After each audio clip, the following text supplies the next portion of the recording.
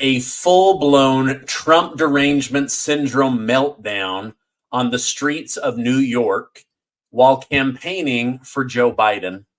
The Pentagon is ramping up for the United States to go to war with Russia, and they will use Ukraine to make it happen. Biden decides not to enter America into the World Health Organization Global Medical Treaty. This is a good thing, and I'll tell you more about that.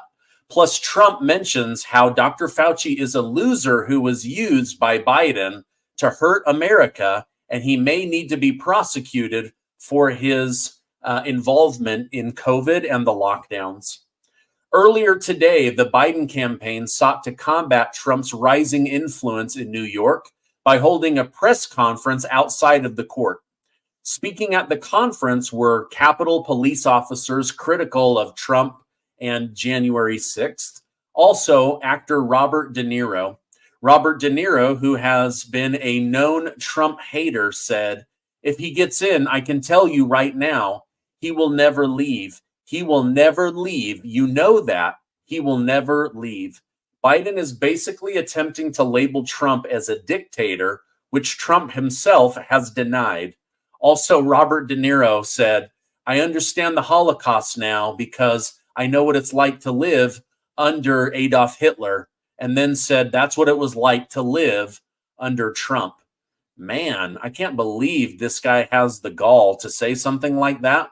Living under Trump was an absolute dream. I cannot imagine what the Jews went through during the Holocaust, but I would never compare it to Donald Trump. Now, the Biden re-election team sent Robert De Niro in Biden's place because they were worried Joe Biden might lose his cool and end up yelling. Instead, we got an old man yelling named Robert De Niro. So either way, the Biden campaign looked unhinged and completely disconnected from reality. Meanwhile, actor Dennis Quaid just announced on the Piers Morgan show that he's voting for Donald Trump. So there are actually a lot of people in Hollywood that support Donald Trump. Democrat representatives Ilhan Omar and Cori both took to social media yesterday, but they confused Memorial Day with Veterans Day. While there's no doubt that the two are similar, each has its own focus. And yesterday, we memorialized veterans or people in the armed services that lost their lives fighting for America. Now, in summary, both Bush and Omar posted messages which stated that we should honor our veterans and invest in programs to help them for Memorial Day. While these thoughts are great, Memorial Day is, again, for people that have lost their lives, not just veterans. After commenters pointed this out, both lawmakers took this down as they were embarrassed for not understanding a holiday meant for people who gave their life for the United States of America. During a CBS interview, Secretary of Transportation Pete Buttigieg admitted that he has spent over $7 billion to only build 7 EV recharging stations. He went on to defend himself by saying, "You don't just plunk these small devices in the ground. It takes a lot of time." Now, despite that explanation, he spent $7.5 billion. Meanwhile, Elon Musk is getting EV chargers built at banks, grocery stores, outside of restaurants. So maybe we should just give all of that government money to entrepreneurs that can actually get stuff done. In fact, that's a really great question. Should the government just give Elon Musk and people like him money for big projects and say, "Hey, go do this and be on budget and on time. And if you do, we will give you another project"? I would bet that we would get a lot more done in the United States because as of right now, everything the government touches typically turns to crap. By the way, thank you guys so much for liking and sharing these videos. When you hit that like button, it really helps me out because it tells YouTube to share it with other people. As Biden allows pro-life grandmas to be thrown in jail, a new poll has suggested that people are more worried about their financial situation, the price of gas and groceries, than they are about late-term abortion.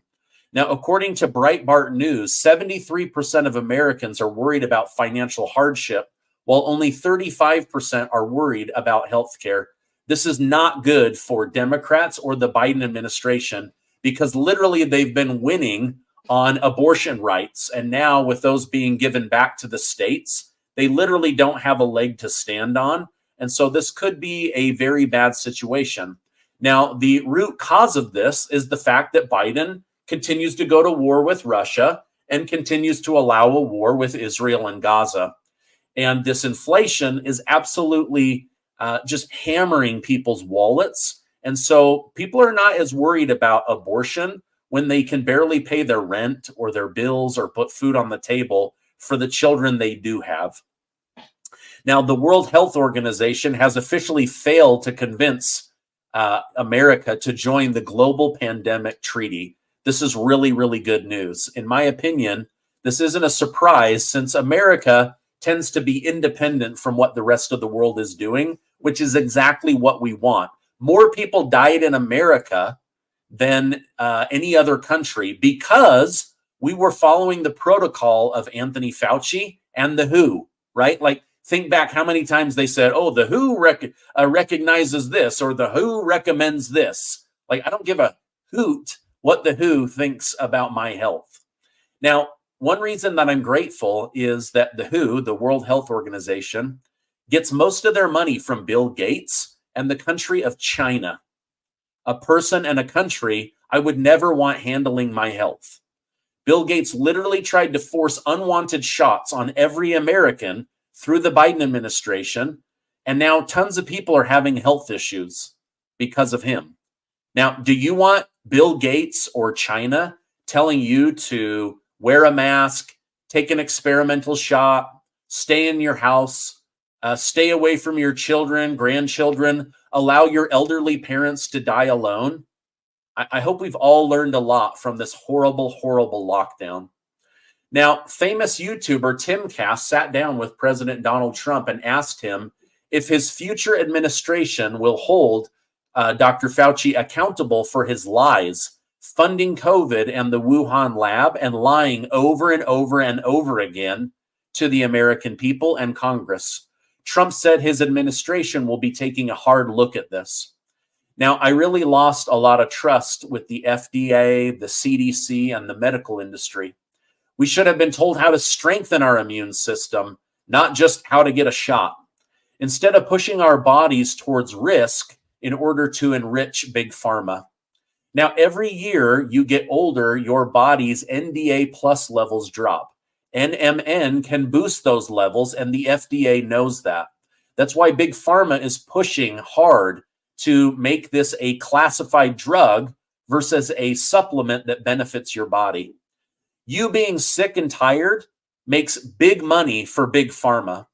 NMN is a precursor to NAD+ and offers numerous health benefits like improved energy, weight management, endurance, strength, and even anti-aging. It's not just a supplement, it's a game changer. And a recent Harvard study shows that NMN can help reduce weight, cholesterol, and blood pressure in overweight adults. Black Forest has a new version of NMN with hydrogen, making it even more effective and absorbable. You can get 30% off for the next 48 hours by using my code STEVE. As a daily user, I've experienced boosted energy and better health.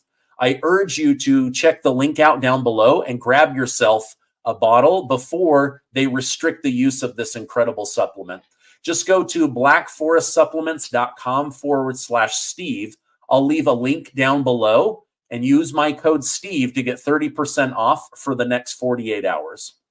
Now, I'd like to know from you, do you think Donald Trump should hold Dr. Fauci accountable? Or is it just best that we move on now that he's out of government? Personally, I would like to see him held accountable. My own health has suffered, and I know many people around me who have had health issues because of Dr. Fauci and his lies and pushing for big pharma to make big profits. But let me tell you exactly what Donald Trump said to Timcast. He said, "I'm the one that stopped the funding. Fauci wasn't a big player in my administration like he was after I left. Biden made him the king of everything. Fauci was not the big player with me like he was with Biden. In fact, I did things that he did not want to do. He wanted to keep it open to China. I said, you got to close it to China, which I said right at the beginning. I gave the power to governors. Some governors did a great job. In all cases, they were Republicans. The Democrats did a bad job. I gave that power over to the states. I gave it back to the states. When people realize that, it's something they respect. So I think Trump will go after Dr. Fauci if he's able to get back in office, and I hope that he does. Democrat Representative Rashida Tlaib just bashed Joe Biden during a speech to a group named the Popular Front for the Liberation of Palestine, which is regarded as a terrorist organization by the United States. According to Breitbart News, this group has boasted about its participation in the October 7th attack and is believed to have held hostages on behalf of Hamas. Additionally, photos that circulated from the event contain posters of Walid Daqqa, a man who was imprisoned by Israel for kidnapping and torturing Israeli soldiers back in 1984. Needless to say, the Congresswoman should not be speaking to a terrorist organization. Like, I don't know how this hasn't been a bigger deal in Congress. Literally, a voted-in representative in the House of Representatives just gave a speech to a terrorist organization. Now, on the other side of the aisle, we have Republican House Speaker Mike Johnson, who has just called on Congress to allow Ukraine to use U.S.-provided weapons to attack in Russia. According to the New York Times, Mike Johnson already has support from Secretary of State Antony Blinken, who is pushing for Biden to accept this offer. I find it extremely interesting that the United States' response to Putin calling for peace talks is to arm Ukraine with more missiles and then instruct them to directly attack Russia. I guess Gerald Celente is right. When all else fails, they take you to war. Now, what do you think? Do we want war with Russia? I don't. I think most Americans don't either. But I believe the military-industrial complex will do anything they can in order to make money. And so if they can start a war with Russia, but have no American soldiers on the ground dying, then it's like having their cake and eating it too. Now, in the face of this new threat, Russia seems unfazed, gratefully. According to state media, Russian official Maxim Buyakachev stated, Kiev's sponsors have no weapons capable of drastically changing the situation on the ground. Decisions to send more batches of already combat-tested weapons will only protract the military confrontation, causing more deaths and destruction. Now, I've heard the argument that Russia wants Ukraine to surrender, but in my opinion, if we are calling the loss of land a surrender, I believe Ukraine will be forced to surrender in the future, so why not start today? Unless the United States wants World War III, which I hope it doesn't, there is no way that Ukraine is going to win this war and get back the land that they've already lost. But let me know your thoughts in the comments. Do you want to go to World War III?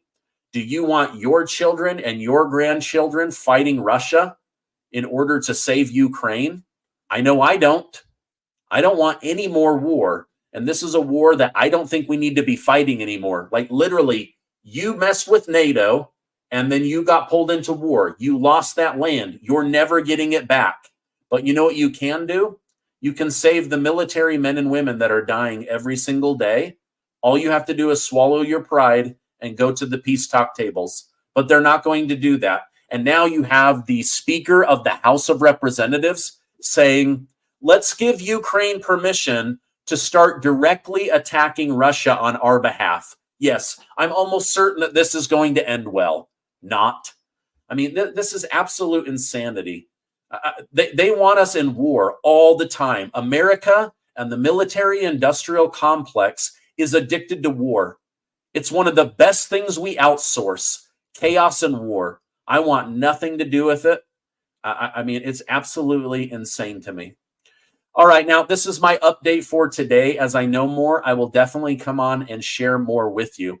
Hey, again, I want to know from you guys, Do you want Donald Trump to prosecute Dr. Fauci? We now know that he lied to Congress. We know that he lied about masks. We know that he lied about the 6 feet of distance.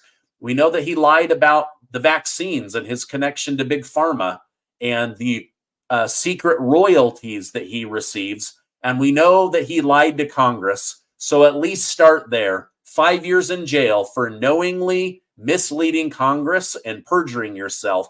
That would be a great start to a new Trump presidency.